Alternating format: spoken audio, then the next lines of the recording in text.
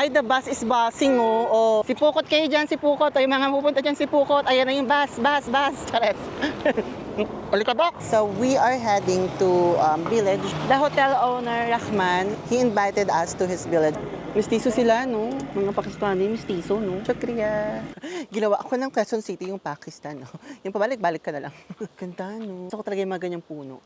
Is it just me who likes this kind of trees? Hi, everybody. So, hindi ko alam may gawaan pala ng battle dito. Ah, there. Hello. Ah, he was the one pala. So, water bottle factory, ang taray. Parang mas gusto ko na yung tubig nila. I wonder where they get the water from the mountain directly? And then filtered like that. You know, when I was young, there was like this video that only shows Pakistan. They have like a scarcity of water.